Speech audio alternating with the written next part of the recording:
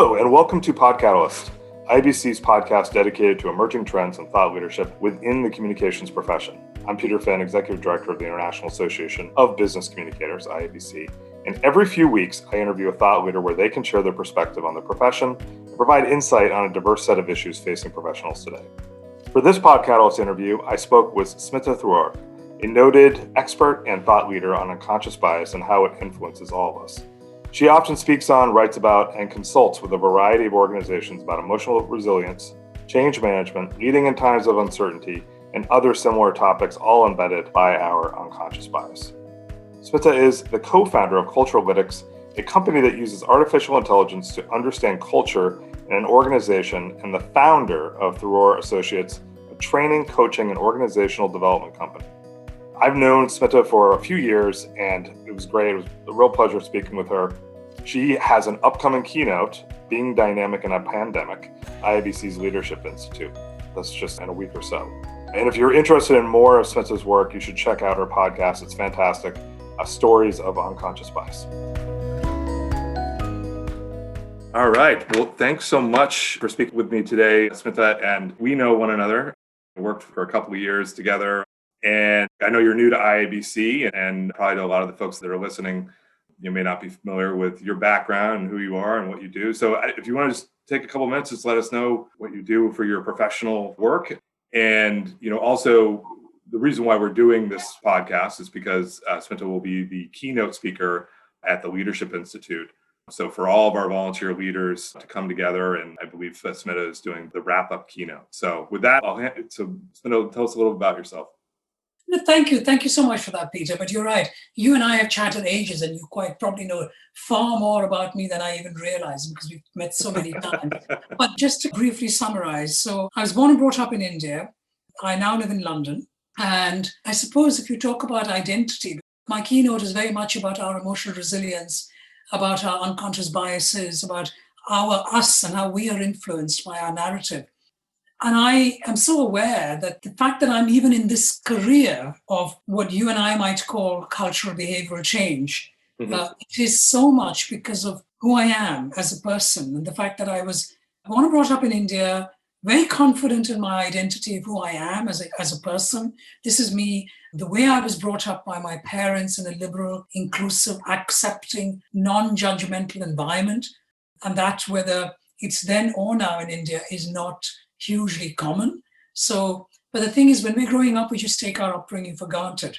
And then it's when you get older and you start reflecting, or you meet other people who have maybe, grew up in the same city at the same time as you realize, hang on a minute, I'm really lucky. And so you start thinking a little bit about that. And then I remember when coming to London and meeting people who looked like me, who would talk to me and ask me questions that didn't make any sense. That often nowadays I find sadly people get offended by, which are things like, where are you from kind of question. But it's not one of aggression or one of racism. That's not how I see it at all. It's so much more about them questioning their own sense of identity and where they're from. And so tell me a little bit more about you. Anyway, so what have I been doing since my career started? I've always been in what I would call learning and development or cultural behavioral change. Because to me, the whole idea of employees and how we can get the person, whether you're a leader or a manager, or it doesn't matter where on the hierarchical ladder you are, but if you can start self-reflecting and start thinking about your own narrative, it really starts helping you grow and learn as a human being, firstly, followed which you would be a better employee, a better team leader, all of that stuff. So that's kind of, you said, tell me a bit about yourself. Well, I am in London. I have a husband. I have 3 sons. I've got 2 companies.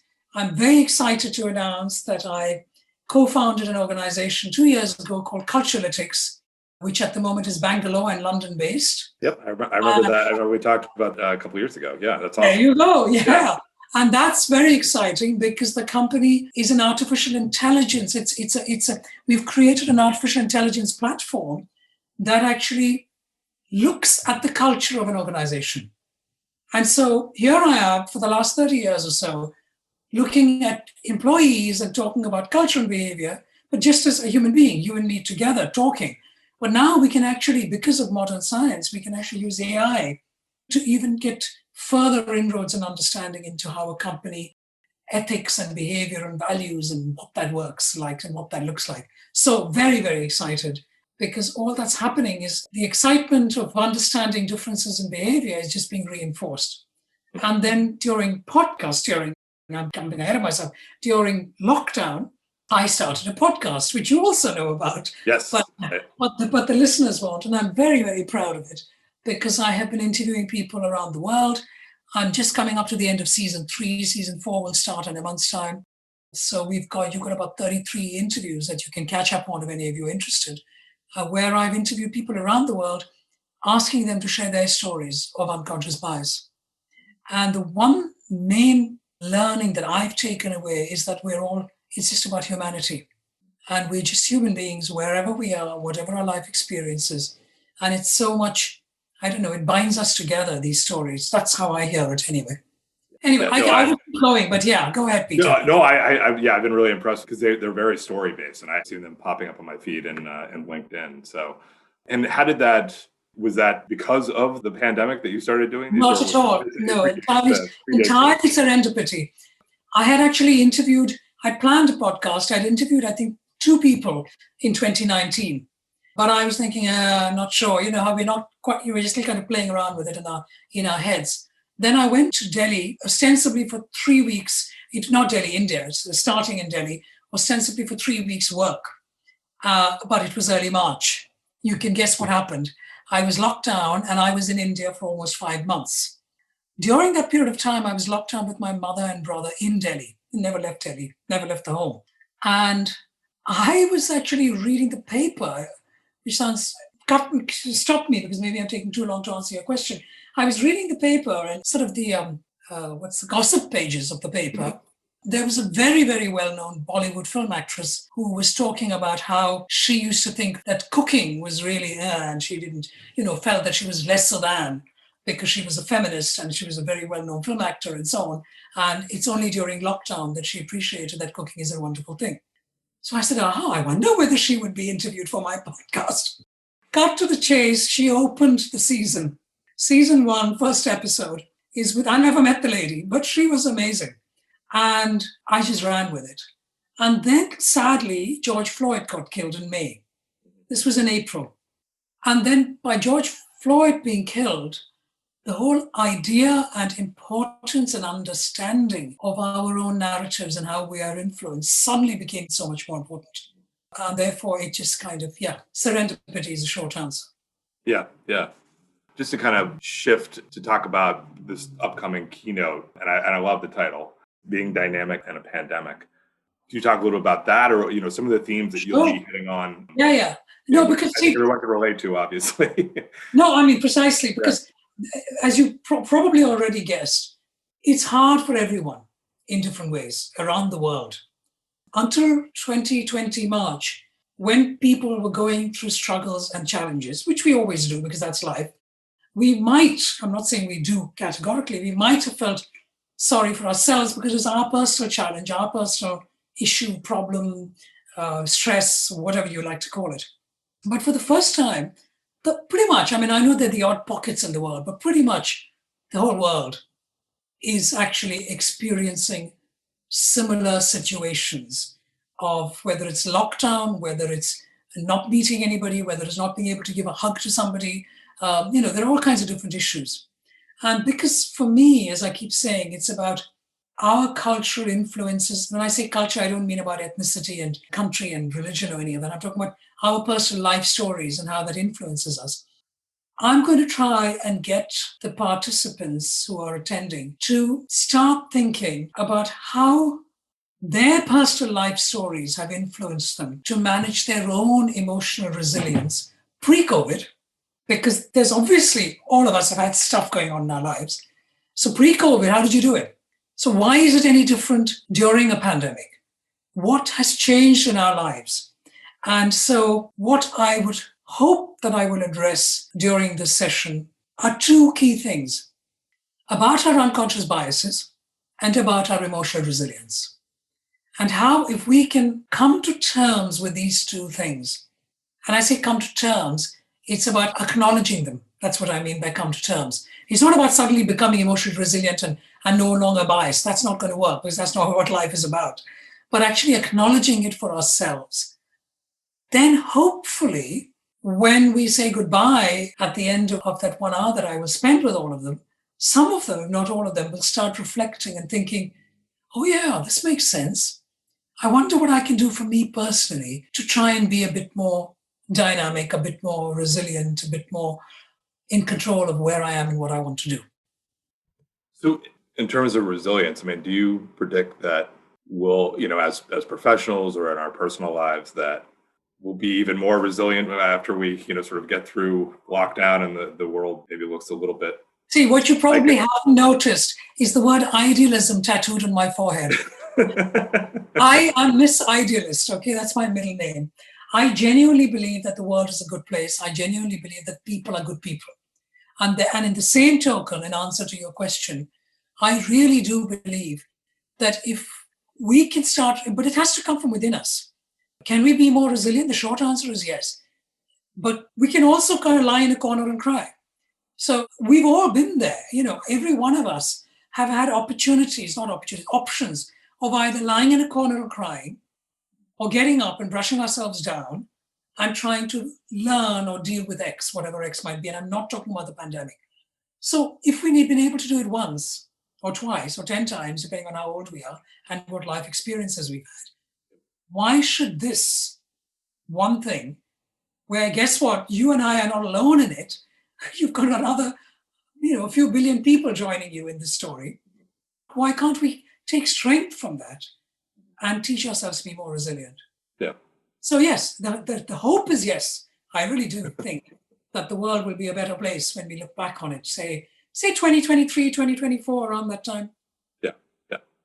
And you bring up, because if our listeners don't know, that you are a noted expert on unconscious bias, and before unconscious bias is really known within organizational circles. I mean, these were things that you were studying and researching and educating folks on. So I guess my question is, in all this, the work that you've been doing, like, what is a common aha that people have, or epiphany, or, I think. Yeah, no, that's a great question, because because when I see the aha moment, to me, it's like, it's so fabulous that, I'm going and not going, not anymore now, it's webinars. But even as recently as Monday, I was having this workshop around emotional resilience and unconscious bias. And then when people share their stories and start talking about things, that's when the aha moment comes like that in their head. I'll share a couple of stories with you if you like. One was, so I have to go back a little bit if you don't mind. So when we talk about, offering workshops, not just a keynote, but if I'm spending, say, 2.5, 3 hours with them, and we're really exploring and discussing and talking and so on, the one metaphor that I use to help people understand and get to grips with what is unconscious bias is I use the word our backpack. Now, you can call it whatever you like. But what I say is, imagine when you're born with a backpack on your back. And as you go through life, you chuck stuff into it. And it could be how where you're born, how you're parented, all kinds of different life experiences. Certainly, one thing we will chuck into our backpack instinctively, and it's our backpack, therefore it's unconscious, it's behind us. We don't know why that we're carrying it. That's the point I'm making. What we will do is, if we have what we understand as difficult, traumatic experiences, our natural instinct is not to have that repeated again. So guess what we do? We shove it into our backpack to keep us safe, which is a good thing. But sometimes, because of that one trauma, what we might do is close the door on an entire country, race, religion, people, profession, whatever you like, based on whatever our story might be. And that's when you might need to, if you're brave enough, open your backpack, look inside and say, well, do I still really need that in there to keep me safe, or can I challenge myself a little bit? But it's a brave thing to do. So in relation to that, so I was talking about that in Unconnected, 2 different countries workshop. One was actually in the US, if I remember correctly. I can't remember now. No, it doesn't matter where it was. So during this workshop, I get participants to share stories about their own experiences of when they might have had a difficult time. A bit like my podcast. which you have heard, Peter, and then others might hear too. And one lady said to me that when she was growing up, she grew up in an extended family. In other words, parents, uncles, aunts, grandparents, cousins, all under one roof. The family was extremely patriarchal, so much so that the women did not have a voice. They were really, metaphorically and otherwise, asked to just shut up. They weren't given much respect in terms of opinion, in terms of engaging or anything else. We talked about this backpack and she said, I've got it. She had an aha moment during the workshop. And she said to me, and she would be, I'm guessing her age, probably in her mid-30s. She said, I attend meetings. This is pre-COVID days. So you're in an office and you're at a meeting. And she said, I attend meetings. And I'm always, or very often, I'm wanting want to contribute, want to say something at the meeting. But I never do. I always keep quiet. And I realized that what I've chucked in my backpack is this idea of just zipping my mouth, because what's the point? So many times I have been asked to not speak. So I have taught, it's been embedded in my DNA. Does that make sense? And another moment, which is completely different. And I'm laughing because it's, and both these stories that I'm sharing, they would have opened their backpack, they'd have looked on it and they would have chucked it down the toilet or whatever you do with it, put it in the bin, flush it away, whatever you like, so that they would be addressing it. So this other one was this person, they were talking about their first romantic relationship. Now, I cannot for the life of me remember the ethnicity of the person that they were dating, so I'm going to, for the context of the story, make it up. So let's imagine they were dating this Indian man or Indian woman. It's not about the gender, this Indian person. And they were dating this Indian person, and then the Indian person broke their heart and dumped them. And it was visceral. The pain that this person felt was visceral. They never forgot it. But their aha moment when they were sharing the story with me was, I've just realized something. And again, this person would have been, I don't know, in his 30s, late 30s, 40s. So I'm guessing dates and ages, but I'd say at least 15, 18 years earlier with this broken heart situation. And they said to me that it's very interesting because when I'm recruiting, whenever someone who looks Indian comes in to be recruited, I'm laughing now when I'm saying this, my unconscious bias kicks in and I'm not even aware of it. You know where I'm going with this. Yeah. So the point is, unconscious bias can come from so many different ways, you see. And yeah, so there are two stories I've shared with you. Yeah, no. There are hundreds in my head. And I just suddenly randomly thought of these two, but yeah. No, those are great examples. You talked about resilience a little bit, but also, I guess from like a leadership perspective, and I know you work with executives, but it seems like empathy is so critical right now, or has been critical over the last several months. Is that something that you've seen more of? The leaders have gone out of their way to be more empathetic. Is that something that you've seen? And to me, it just intuitively seems like it would be sort of a best practice, or something where you may even want to overcompensate in certain respects. But that's got nothing to do with the pandemic or anything, or the fact that 2020 we had Black Lives Matter. We're talking about divisiveness in Western society. I mean, actually, the world over in many ways. If you look at different parts of the world, we won't talk politics, but there's all kinds of stuff going on that really we start questioning. But in terms of workforce and leaders and the understanding and the acceptance and the respect for something like empathy has been around now for a few years now. I'd say give or take 10 years, perhaps more. And I don't know if, Peter, you might know of this book very simply called Emotional Intelligence by a gentleman called Daniel Goleman. Yeah. So he wrote that in 1998. Yeah. And in that book, he says there are 4 things that make us more emotionally resilient. But what's interesting is 3 of the 4 things is about me, myself, and I. And it's the 4th that will make me a better leader and a better manager and so on. And the 4th is the empathy. The first 3 are self-awareness, self-management, and self-motivation. Let me figure out what are my unconscious biases, my stories. This is how I understand what he's saying. And how do I get influenced? And then only can I show empathy. So the whole idea of leaders acknowledging and accepting and trying to be more empathetic is completely connected to our own need to be better managers and leaders rather than just doing the task and doing the job well, whatever the job is. It's about people management. And organizations have been finding that because of, and it's always a top-down approach in terms of leadership. If the leader has not got an empathetic, positive attitude, it does actually affect the organization in terms of attrition, in terms of, depending on what the company is doing, in terms of productivity, in terms of, profit and all kinds of other things. And I'm talking about easily 10 years. And I'm not just talking about the United Kingdom. I mean, different countries that I have spoken to and worked with. So it's a good thing. It's a fantastic thing that about time, hallelujah. But I do believe that this idea of learning to be more empathetic or being more inclusive or understanding your employees has to come because you want to do it rather than because you're ticking a box. And sadly, there are some people who might choose to tick that box. It won't work because it has to come from within. Yeah. And do you think that we've sort of pushed the needle a bit over the last several years where you see more and more leaders, less being an exercise of checking the box and more of something where, it's an authentic kind of approach? I think pre-2020, I think those people certainly reached out to me. I can talk of my experience. It was for the right, mostly for the right, actually all of them for the right reasons. And an authentic, we want to do this, we want to do the right thing. Since May the 25th, when George Floyd was killed, people are so desperate to do the right thing because of the horror of what happened then.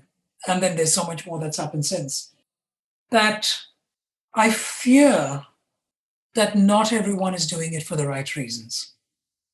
So at one level, the pendulum has swung in the right direction. And I'm sorry I'm not answering your question straight up, because I do have concerns. Since 2020, I do have concerns about people wanting to do the right thing, not necessarily for the right reasons. One of the questions that is just about how divisive things are right now. And I guess maybe speaking to the profession, for IABC communications, and just getting your perspective on what, how we can reconcile some of these differences and how a communicator or a communications professional, or just what are things that can be done or that should be at the forefront of folks' minds, That's a great question, because I've been thinking about that a lot. And I think it is about us actually leaving our own echo chambers, whatever that echo chamber might be, and really openly and honestly listening to dissenting views, having open, honest debates, broadening our horizon. I mean, for example, I'm still old-fashioned enough to get a physical newspaper every day, and I get to 7 days a week. The paper that I read is The Guardian, which is a left-leaning paper. And obviously, when I'm reading it, all it's doing is reinforcing what I know and what I want to believe, if that makes sense. So it's that, what I'm doing is I'm ticking that box. So fortunately, I've signed up to the Times online. And so I read that in tandem. And every once in a while, I'll go out and I'll buy. And I'm sorry, I know I'm speaking to other countries, so maybe you all don't know which newspapers I mean. But let me put it this way. When we're reading, rather than just reading what you believe in or watching television, rather than only watching X News, CNN, maybe once in a while watch Fox. It may not be suiting you, but let's see what people are saying out there and try and start understanding. But when we are listening or reading or communicating, it is far more about doing it for the right reasons, not saying, oh, for God's sake, those people on Fox News have no clue what they're talking about. I'm just making it up as I go along, because I know what I'm talking about. That's what you're saying then, aren't you? And that's the point I'm saying I'm worried about. Because since the pendulum has swung, and I know it is in the right direction, there are a lot of people who are waving flags to desperately do the right thing. But I fear that there's not enough genuine open debate. So, and I agree with you. I think to some degree we are in a fairly divisive society in many parts of the world. Without quoting names of countries, Peter, you and I both know what we're thinking about in our heads. So we have to be cautious. We have to be careful. We have to be respectful. And we have to appreciate that everyone has an opinion because of their life stories. Let's listen. Let's genuinely listen with big Dumbo ears, for want of a better word, and actually try and understand that. I don't know if I've answered your question, but this is what I feel. Yeah. I think something that, a lot of the people that are members of IABC, one of the things that comes up is this idea of trusted communications. But what does that mean? What does those two words mean to you? Yeah, I know I'm supposed to answer, but I'm asking you that question. Yeah, I mean, I think that, there's been so much misinformation that's out there, and in certain echo chambers, they're being misinformed. So, if there's perspective that you have on, as for communications professionals, or, what No, but I mean, this is the whole point. That? What does trusted communication actually mean? In my opinion, and I'm not suggesting I'm right, trusted communication is us sitting in our echo chamber. I trust The Guardian, but I think the X, or I trust CNN, but I think Fox News is absolutely lying. And people who watch Fox News will say, I trust Fox News, and I think CNN is an absolute load of nonsense. So each of us have our own idea of what that means to us. Trust, the idea of trusted communication. Therefore, we have to unpick that. And rather than even use the word trusted, authentic communication, open communication, honest communication, dissenting communication, debate, that's what we need to be doing. And as a leader, what I would urge the leaders to do is to encourage that kind of conversation amongst their colleagues. Even if you've got like a 1-hour meetings, just throw some ideas out there and see what happens. Let it popcorn, I don't know if any of you ever made popcorn in a pan and got the lid on, it goes pop, pop, pop, pop, pop, pop. And it goes all quiet after that. Let it just go, let it pop. Yeah. No, those are great points. Well, I just have one more question for you, and it's something we try to ask as part of the podcast series. But rather than what keeps you up at night, but like what gets you up in the morning? Like what? Yeah. And I know you said you had an idealist right on your forehead. Idealist is on my forehead, but what really gets me up in the morning is my alarm. I like my sleep. Okay. Good answer. Well, what about after the alarm, when you realize it's time to wake up? I'm always finding things to do, because during pandemic, I think it's really important for us to be self-motivated and create different things that we do that we get pleasure out of. Whether it's, some people actually do work because they have to pay the mortgage and they get their salary, but they find that really hard, but they have to do it. So I think it really is about waking up in the morning and finding fun stuff that you might do maybe only at the end of your workday, because you've got this boring job you've got to deal with. But maybe bake a cake, or perhaps go for a walk, or go for a run, or listen to a podcast or something. But always have me time. And I think I do try and do that. I'm having a lot of fun with my podcast, for example. So I often wake up thinking, oh yeah, who should I post? Because I've got a kind of some already interviewed. So I'm thinking about who should I post and that kind of stuff. So, and fortunately for me, the work that I do, both with the AI stuff and the non-AI stuff, it's something that's very close to my heart. Yeah. So the work is fun. I love to cook. I did try when I was locked down in Delhi, when it was extremely fashionable. I did make a starter for sourdough bread.